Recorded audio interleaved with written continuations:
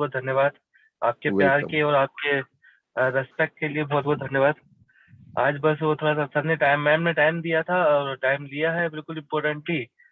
तो मैं बहुत सौभाग्य कि मैं आपके समक्ष कुछ दो पल भी अगर मैं आपने दे पाया और शायद एक लाइफ भी चेंज कर पाया तो भी बहुत बड़ी बात है मेरे लिए। वैसे तो अभी मैं ड्राइव कर रहा था और दिल्ली पहुंचा हूँ।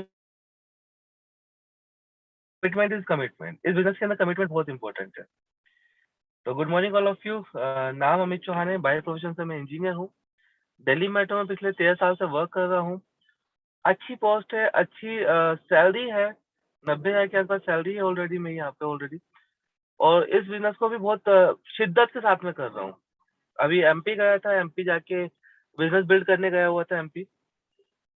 तो बहुत शिद्दत है इसके इस बिजनेस के प्रति, क्योंकि ये बिजनेस वो दे सकता है जो शायद अ, कोई दूसरा बिजनेस नहीं दे सकता, कोई जॉब नहीं दे सकती, कोई अदर काम नहीं दे सकता। आज मैं जो कहीं पे भी पहुंचा हूँ तो उस नेटवर्क मार्केटिंग का, वेस्टीज बिजनेस का उसमें बहुत बड़ा हाथ है। क्योंकि मैं एक ऐसा इंसान था कि मैं ढंग से बोल भी नहीं पाता था। दो जनों के सामने ढंग से अगर बैठना हो, बात करना हो, मैं वो भी नहीं कर पाता था। अगर आज मैं आपके सामने 10 मिनट, 15 मिनट, आधा घंटा अगर मैं बोल पाता हूँ तो ये मेरे लिए बहुत बड़ी अचीवमेंट है। सर मैं अपनी पिक शेयर कर सकता हूँ क्या? स्क्रीन शेयर कर सकता हूँ? यस, बिल्कुल कर सकते हैं।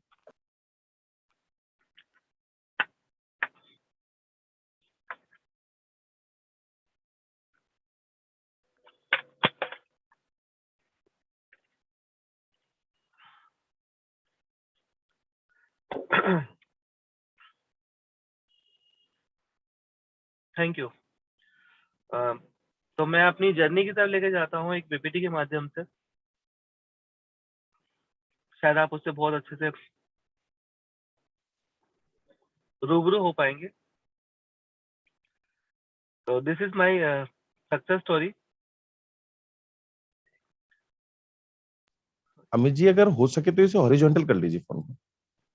एक मिनट।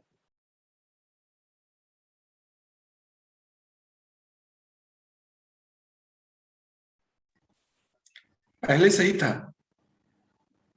हाँ, अभी अब ठीक है सही सर? है। अभी सही है, बिल्कुल।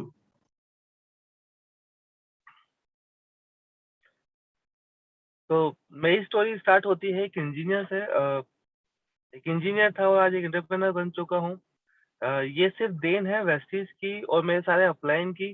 क्योंकि अगर शायद इनका साथ नहीं होता, एक वेस्टीज का साथ नहीं होता, तो शायद मैं आज इतने सारे लोगों के सामने बैठ के बात नहीं कर रहा होता। आज इतने सारे लोग मुझे इतनी सुबह मॉर्निंग में सुन नहीं रहे होते। तो नाम अमित चौहान है। और अगर मैं अपने करियर की बात करूँ, मैं अपनी हिस्ट्री की बात करूँ तो बर्थ मेरा 1982 में हुआ था इंदौर में। मध्य प्रदेश का एक शहर है, बहुत अच्छा खूबसूरत एक शहर है, वहाँ पे मेरा जन्म हुआ था। 5 साल हम वहाँ पे रहे और तकरीबन 5 साल मैंने वहाँ पे बिताए अपने। और 1987 में हम अपनी फैमिली के साथ में दिल्ली आ गए और दिल्ली में शिफ्ट हो गए। फादर का काम यहीं पर था ऑलरेडी। लेकिन सबसे बड़ी विडम्बना ये थी कि हमारे पास में कोई घर नहीं था अपना। बहुत समय तक हमने किराए के मकान पे डाला अपने आप को।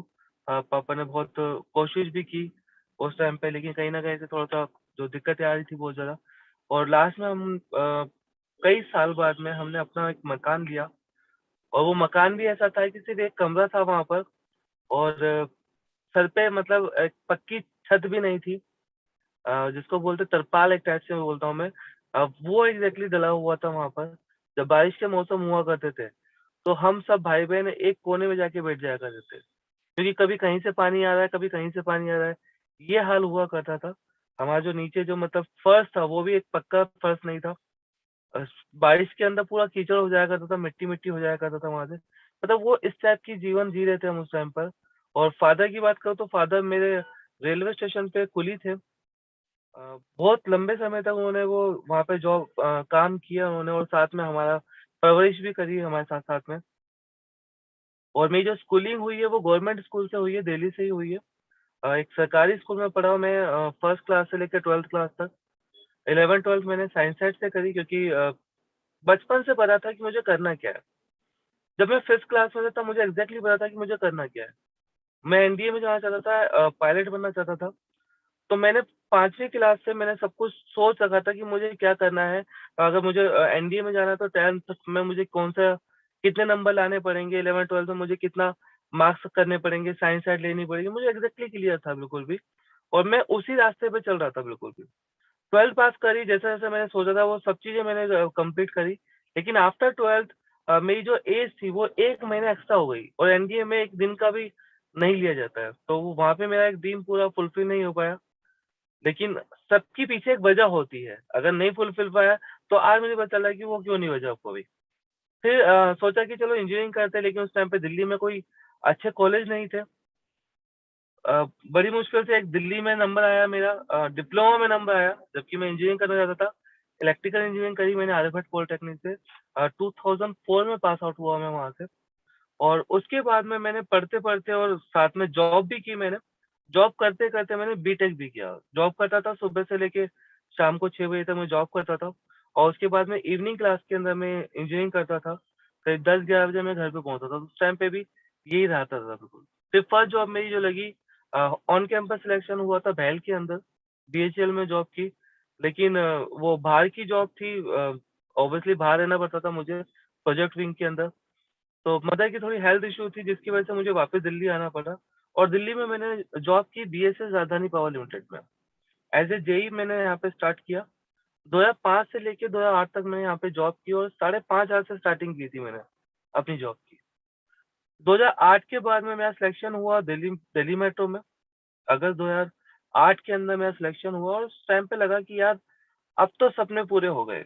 गवर्नमेंट जॉब मिल गई है, अच्छी रेप्यूटेड जॉब है, गवर्नमेंट सेक्टर में हूँ मैं, दिल्ली मेट्रो एक सबसे बड़ा ऑर्गेनाइजेशन है। तो वहाँ लगता था कि नहीं यार, अब तो कुछ और करने की ज़रूरत नहीं है, और इतनी अच्छी जॉब मिल गई है, सब कुछ हो गया है। लेकिन धीरे-धीरे, धीरे-धीरे असलियत पता चलती रही। जब 2011 के अंदर शादी हुई, शादी होने के बाद में एग्ज़ैक्टली पता चला कि हाँ, वाक़ई में मुझे करना क्या है। और 2012 में मेरी एक बेटी हुई, गुड़िया हुई मेरी। ये मेरे पावर हाउस है मेरी लाइफ़ के, मम्मी और पापा मेरे। मतलब आज जो भी पावर मिलती है, आज मैं जो भी बोलना चाहता हूँ या जो भी करना चाहता हूँ, ये मेरा इंस्पिरेशन है, मुझे यहाँ से बहुत पावर मिलती है। और पापा और मम्मी को मैं लास्ट टाइम पे एसटीएम लेके गया था सर के साथ में। फादर भी लास्ट ईयर में एक्सपायर हो गए। मदर है अभी, लेकिन इनकी ब्लेसिंग मेरे साथ में हमेशा चलती है। और ये मेरी सीक्रेट है सक्सेस का, मेरी बेटी गुड़िया, कुनिका। और सबसे बढ़िया जो मुझे अच्छा लगता है कि आज मेरी बेटी मुझे बोलती है कि पापा मुझे आपके जैसा बनना है, मुझे आपके जैसे बात करनी है, मुझे आपके जैसे स्टेज पे जाना है। आज की डेट में ये बहुत बड़ा अचीवमेंट है हमारे लिए, और एक पेरेंट के लिए बहुत बड़ा अचीवमेंट भी होता है कि आपका बच्चा आपके जैसा बनना चाहता है। और जब बिज़नेस की शुरुआत करी तो मैं एक टू व्हीलर रन करता था। ये मेरे पास में एक बाइक हुआ करती थी, हीरो होंडा हंक। और इसके पीछे भी एक कहानी है। मैं फर्स्ट क्लास से पापा से साइकिल माँगता था कि पापा मुझे साइकिल चाहिए, मुझे साइकिल चाहिए। तो पापा हर बार बोलते थे कि बेटा एक काम कर, इस बार अच्छे नंबर लिया, अच्छे डिवीज़न से लिया, तो मैं तेरे को साइकिल दिलवा दूँगा। फर्स्ट क्लास बीती, सेकंड क्लास हुआ, थर्ड हुआ, फोर्थ हुआ, फिफ्थ हुआ, 12th तक साइकिल नहीं मिली। तो कहीं न कहीं माइंड के अंदर हमेशा रहता था कि यार पूरी ज़िंदगी हमने निकाल दी और एक साइकिल भी नहीं मिली। तो जैसे ही मैं अपना जॉब में गया, मैं जॉब में जाने के बाद में अपने आप को मैंने ये गाड़ी गिफ्ट की थी, और बहुत समय तक मैंने इसी को रन किया अपनी जॉब के अंदर, ये अपने जो बिज़नेस में भी आया, तब भी ये मेरे पास है, मैंने रन किया इसको। लेकिन जब इस बिज़नेस में आया तो मुझे लगा यार स्कूटी होना चाहिए, तो मैंने स्कूटी खरीद ली, महिंद्रा गस्टो की स्कूटी खरीदी थी। और वैसे का जो करियर मेरा स्टार्ट हुआ 2015 में स्टार्ट किया था वैसे मैंने। जॉइनिंग जिसको बोल सकते हैं आप, कि जॉइनिंग मैंने 2015 में लगा दी थी मेरे एक दोस्त के माध्यम से, एक लेकिन काम मैं इसके अंदर करना नहीं चाहता था। मैं इस सेक्टर के लिए बहुत नेगेटिव था। मतलब जब ये सेक्टर मेरे सामने आया था, मेरे घर पे मुझे प्लान दिखाने के लिए आए थे।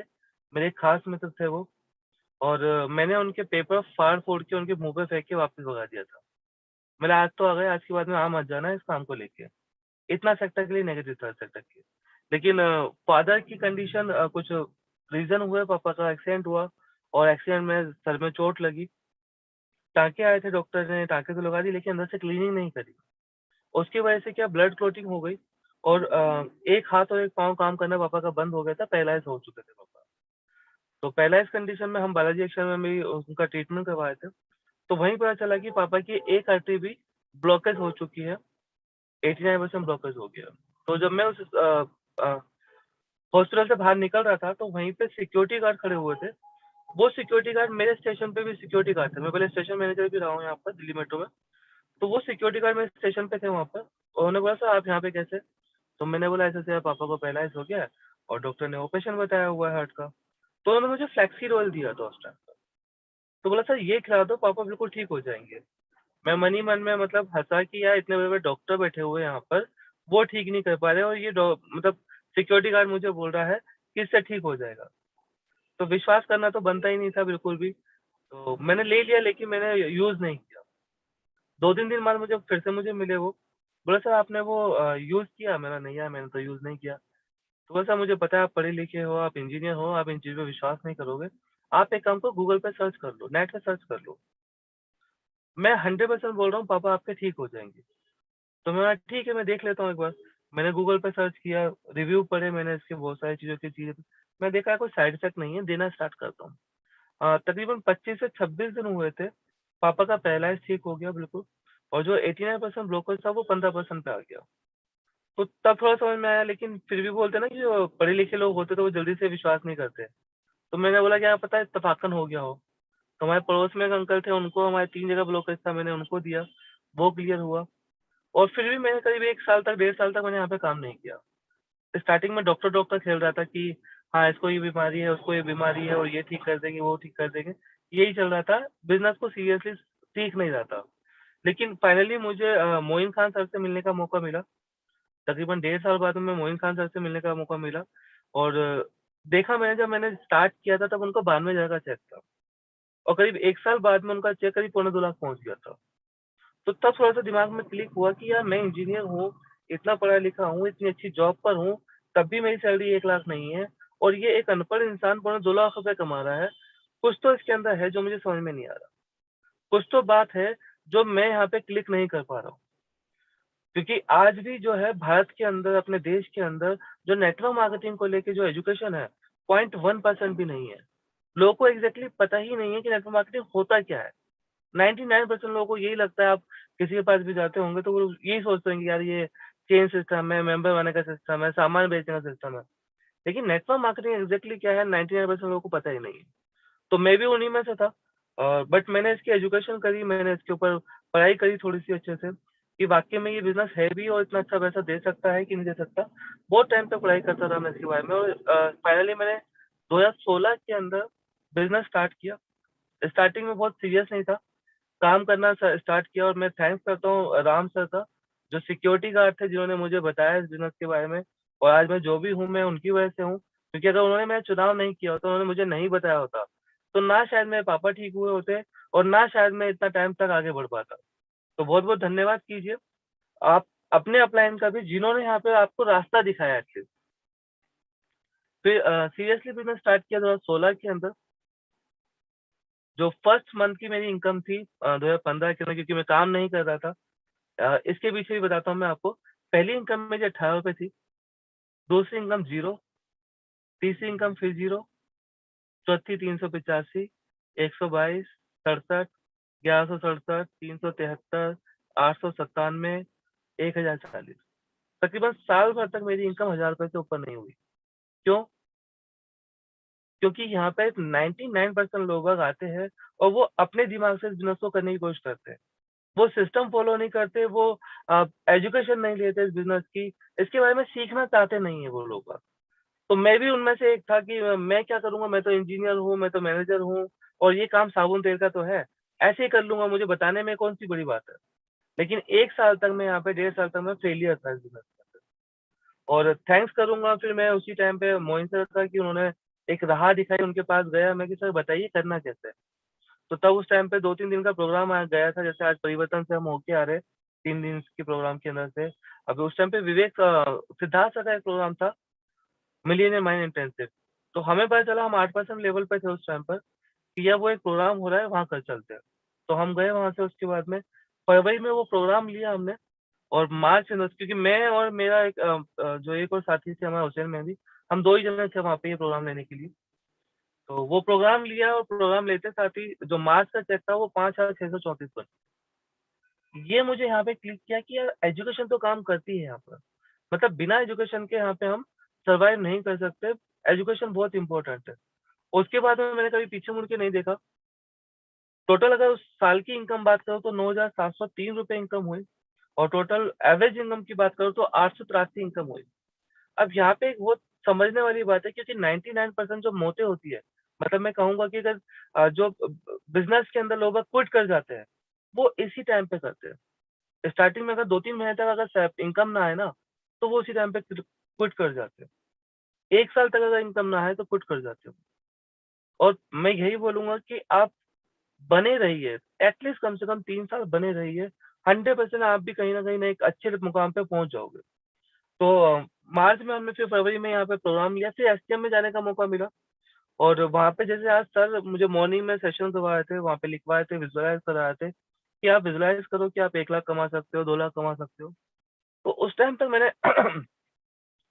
1 लाख इनकम कभी कमाई नहीं थी। तो मैंने सोचा कि यार चलो क्यों ना 1 लाख रुपए इनकम लिखते हैं। तो मैंने वहाँ पे 1 लाख इनकम का टारगेट लगाया और सर से पूछा सर कितना टाइम लगेगा? तो सर ने बोला 3 साल लगेंगे, 3 साल में आपके पास में वो 1 लाख इनकम आ जाएगी। तो मैं ठीक है चलो काम करते हैं नेटवर्क मार्केटिंग के हिसाब से, जो सिस्टम बोलता था मैंने वो करता रहा। पार्ट टाइम में इसमें बिल्ड कर रहा था क्योंकि इश्यू बहुत सारे थे, आज भी बहुत सारे इश्यू है, क्योंकि जॉब के साथ में कर रहे हैं हम।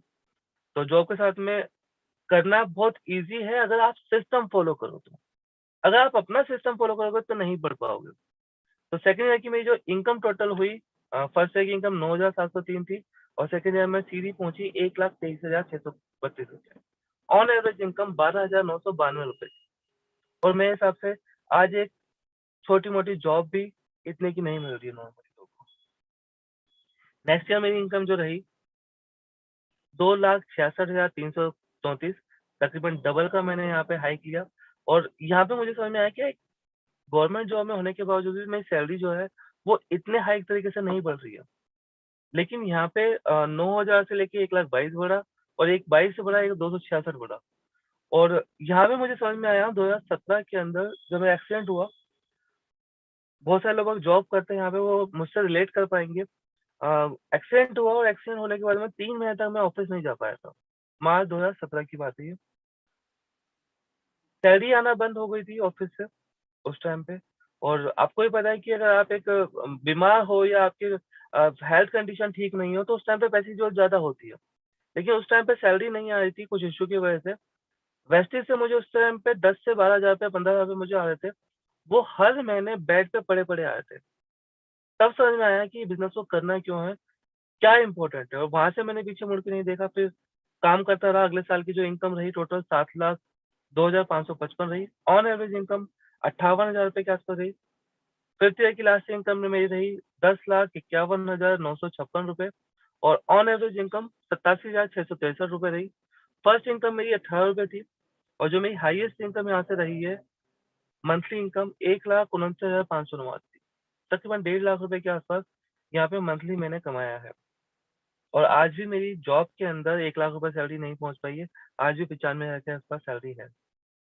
तो सोच के देखिए, एक तरफ 13 साल की जॉब है और एक तरफ 4 साल का एक छोटा बच्चा जो उसको बीट कर चुका है।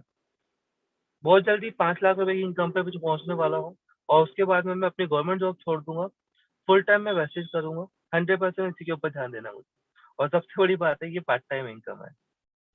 गवर्नमेंट जॉब में फुल टाइम इनकम है, इतनी नहीं है और पार्ट टाइम इनकम में तकरीबन उससे 1.5 गुना ज़्यादा है इनकम मेरे पास। तो समझ में आ गया है कि इस बिज़नेस में किया जा सकता है, बहुत बड़ा किया जा सकता है और ये पार्ट टाइम में किया जा सकता है, फुल टाइम में तो और भी अच्छा किया जा सकता है।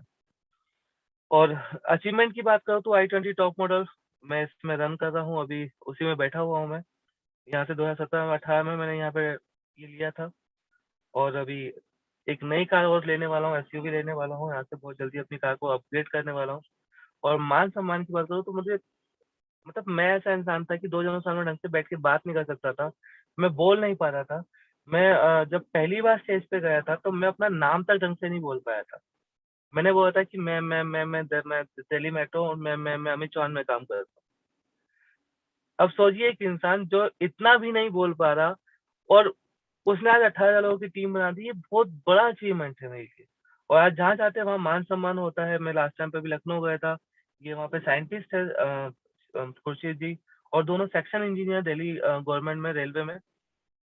और जब मैं आज के डेट में सेशंस होते हैं बहुत, जहाँ पे हज़ारों लोग सुनते हैं, ये मेरे लिए बहुत बड़ा अचीवमेंट है। लास्ट टाइम पे मैं लखनऊ गया था, मुझे बड़ा अच्छा एक इंसिडेंट हुआ वहाँ पे कि जिस गाड़ी से मैं उतरा वहाँ पे उसी क्लास से एक एमपी भी थे, दिल्ली से गए हुए थे, जो लखनऊ गए थे। उनको लेने के लिए कोई भी एक पर्सन नहीं आया था प्लेटफ़ॉर्म पर, स्टेशन पे भी नहीं था कोई भी। उनके साथ में बस एक उनका पीए था जो अपना उनका ब्रीफ़केस लेके आगे-आगे चला गया था। मुझे पता नहीं था, वो तो मुझे बाद में बताया खुर्शीद सर ने कि सर ये अभी आपके सामने गए ना जो ये सांसद है यहाँ के। मैं बोला अच्छा, बोला सर यहाँ पे इनको लेने के लिए कोई नहीं आया और मुझे लेने के लिए वहाँ पे करीब से 8-10 लोग आए हुए थे। इवन प्लेटफ़ॉर्म पे आने की परमिशन नहीं होती, प्लेटफ़ॉर्म पे आ गए थे वहाँ पे लोग बाग। तो बड़ा अच्छा लगता है क्योंकि अगर आज भी सोचता हूँ कि अगर वेस्टीज में नहीं होता, तो शायद ये चीज़ें कभी नहीं मिलती। वेस्टीज ने भी बहुत मान-सम्मान किया स्टेज पे 20,000 लोगों के सामने मान-सम्मान दिया मुझे, डायमंड डायरेक्टर की मैं ट्रॉफी मिली थी। और बस एक ही बात समझ में आती है कि अगर वेस्टीज में नहीं होता तो इस कुछ भी नहीं मिलता। फर्स्ट फॉरेन ट्रिप था मेरा स्टार क्रूज़ का। सर के साथ में राजीव सर के साथ में, एकता मैम के साथ, सब थे वहाँ पे और बहुत पहला टूर था और सबसे बड़ी बात ये है कि मैं पहली बार अ, एयर में बैठा था, मतलब मैं प्लेन में बैठा था। इससे पहले मैं कभी प्लेन में नहीं बैठा था, इतनी गवर्नमेंट जॉब होने के बावजूद भी नहीं, क्योंकि इनकम ज़्यादा लगती है, पेमेंट ज़्यादा लगती है वहाँ पे। तो हर एक इंसान सोचता है कि यार पैसा बचा लो।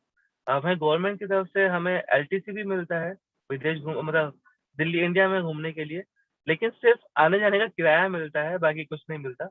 बाकी और पैसा भी खर्चा करना पड़ता है, तो आज से 5 साल मतलब जितने भी साल रहे अभी तक, एक बार भी एलटीसी क्लेम नहीं किया, कभी गए नहीं घूमने। लेकिन वेस्टीज में 2 साल ही हुए थे, तो हमें जाने का मौका मिला स्टार क्रूज़ पे और ये इतना अच्छा मतलब एक्सपीरियंस था। मतलब अब मैं बयान नहीं कर सकता, अगर इसका एक्सपीरियंस लेना है तो आपको एक बार स्टार क्रूज़ ज़रूर जाना चाहिए। मतलब इतना बड़ा एक पानी के अंदर पूरा छोटा-मोटा शहर पूरा चल रहा था उसके अंदर।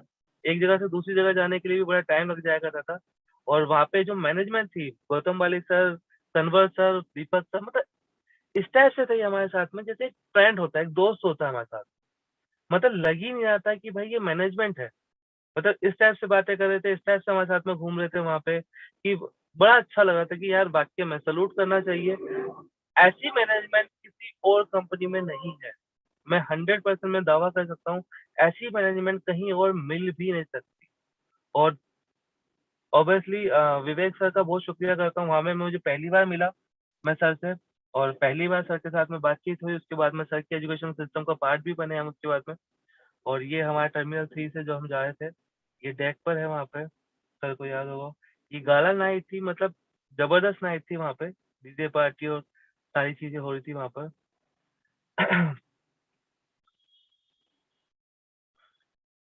ये स्टार क्रूज़ से जाते हुए था। ये मलेशिया में था, ट्विन टावर के पास में गए थे जब हम सारे लोग। और अचीवमेंट अगर मैं आज इस लेवल पे पहुँचा हूँ तो बहुत बड़ा उसके अंदर योगदान है हमारी वी-टीम एजुकेशन सिस्टम का, सर का जो रेज़िडेंशियल प्रोग्राम होता था एसटीएम का, उसका पार्ट बने। और सर ने बताया था कि 5 जिस दिन एसटीएम हो जाएगी, उस दिन आपका चेक 1 लाख रुपए हो जाएगा और रियलिटी में वैसा ही हुआ कि 5 एसटीएम जिस दिन हुए, मतलब उस टाइम पे मेरा पहुँचने की उम्मीद नहीं थी, 26, 27, 28 का वो एसटीएम था और पता नहीं कहाँ से उसी टाइम पे डबल पीवी का गेम पहली बार आ गया। तो मुझे वो एहसास भी नहीं था कि ये हो सकता है, लेकिन वो बोलते हैं ना कि अभी जैसा मॉर्निंग में सिखाया जा रहा है कि आप जैसा सोचते हो, आपके अंदर मन के अंदर आप जो चीज़ डाल लेते हो, वो 100% होता है। और 5वाँ एसटीएम हमारा होते-होते जब हम दिल्ली आए, तब तक 1 लाख पीवी पहुँच चुका था उस टाइम पर। तो ये इवेंट का प्रोग्राम का और ये एसटीएम का मतलब रिज़ल्ट है बहुत बड़ा। हमने सिर्फ़ एक काम किया है, जो लगातार हम इवेंट में बैठते थे। हमारा बस मेन मोटिव रहता था कि इवेंट प्रमोट करना, इवेंट प्रमोट करना, इवेंट प्रमोट करना।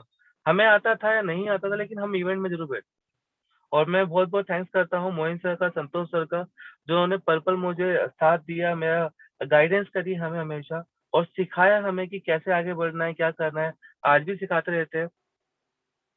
इसके बाद में संजय यादव सर का, जो ऑलरेडी बहुत सारा हमारे लिए मेंटरशिप में काम करते हैं। गिरीश सर, बहुत थैंक्सफुल हूँ मैं गिरीश सर का क्योंकि बहुत सारी हमें इवेंट्स, बहुत सारे जो हमें सपोर्ट का सिस्टम, अगर दिल्ली के अंदर बात करूँ और दिल्ली से कई जगह मैं बाहर भी बात करूँ तो आज भी हमें गिरीश सर बहुत अच्छा सपोर्ट करते हैं।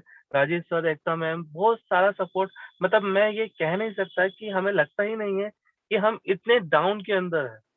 मतलब वो सपोर्ट मिलता है हमें आज भी अगर हम फ़ोन करते हैं तो बहुत अच्छा लगता है। और सिंपल सी बात है, मैनेजमेंट तो बहुत इंपॉर्टेंट है ही, क्योंकि मैनेजमेंट जो चीज़ें हमें देती जाती है, वो और कहीं नहीं मिल सकती। टीम अचीवमेंट की बात करूँ तो आज मैं अपनी i20 तो टॉप मॉडल चला चुका हूँ और 14 कार नहीं, अभी 15 कार हो चुकी है। लास्ट टाइम पे भी 1 कार और अचीव हुई है हमारी टीम के अंदर, खुर्शीद भाई की लखनऊ से। और अभी 1 कार इसी अगले महीने के अंदर 1 कार और आने वाली है हमारी टीम के अंदर। इस साल जो टारगेट लगाया 20 लोगों को कार दिलवानी है टोटल। टोटल 20 कार हमारी टीम में हो जाएगी इस बार। ट्रैवल फंड की बात करूँ तो 30 लोग, ये पुरानी स्लाइड है, अभी करीब 45 लोग के आस-पास हमारे हो चुके हैं जो ट्रैवल फंड ले चुके हैं, और 3 लोग विदेश यात्रा भी करके आ चुके हैं, क्योंकि लॉकडाउन पड़ गया था उसके बाद में हम जा नहीं पाए कहीं भी।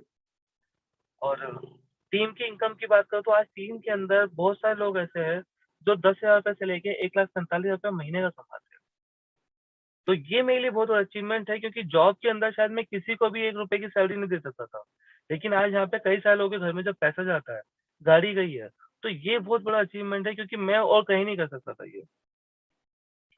और मेरी जो ड्रीम इनकम है, जो वेस्टीज से मुझे करनी है, और वो बहुत जल्दी पूरी होएगी, जो करना ही करना है, उसी के लिए कार्यरत हूँ मैं इसमें। 1 करोड़ रुपए मंथली इनकम चाहिए, चाहिए ही चाहिए।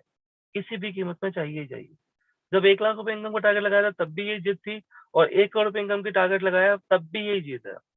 और यहाँ पे मैं एक आपको थोड़ा-सा बता दूँ कि 1 करोड़ रुपए कमाना बहुत आसान काम है। अभी मेरी टीम के अंदर एक इंसान है जो 1 लाख रुपए कमाता है, तब मेरी इनकम 1.5 लाख रुपए का। अगर हम अपनी टीम के अंदर 100 लोगों की इनकम 1-1 लाख रुपए पहुँचा दें, तो ऑब्वियसली 1 करोड़ रुपए की इनकम आराम से हो सकती है। तो उसी सिस्टम पे काम कर रहा हूँ कि 100 लोग ढूँढ रहा हूँ, जिनको 1 लाख रुपए इनकम पे पहुँचाना है, उनके ऊपर सारी काम कर रहा हूँ। नेक्स्ट कार मेरी जो रहेगी, ड्रीम कार है मेरी ऑडी Q3, जो बहुत जल्दी मैं लेने वाला हूँ इसी सिस्टम से। और बहुत प्यारी लगती है सर की, गिरी सर की मतलब जो कार में जब मैं घूमा था उसके अंदर, तो बड़ा फ़ील आया था बिल्कुल भी, कि ये लेनी ही लेनी है किसी भी कीमत पे। और नेक्स्ट कार मेरी जगुआर रहेगी। और यहाँ भी बता दूँ कि शायद मेरे पूरे खानदान में कोई ऐसा इंसान नहीं है जिसके पास में कोई लग्ज़री कार हो। तो मैं अपने पूरे खानदान का एक पहला इंसान बनने वाला हूँ जो लग्ज़री कार लेने वाला है। और जगुआर नेक्स्ट टारगेट, और चॉपर का भी बहुत जल्दी टारगेट है। ये चॉपर भी लेना, करीब 8 करोड़ के आसपास का है ये, 2 सीटर का है।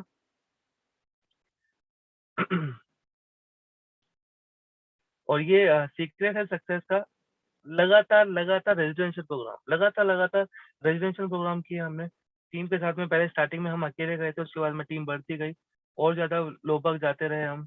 और ये कुछ प्रोग्राम है जहाँ पे मैं अपनी ट्रेनिंग दे रहा हूँ।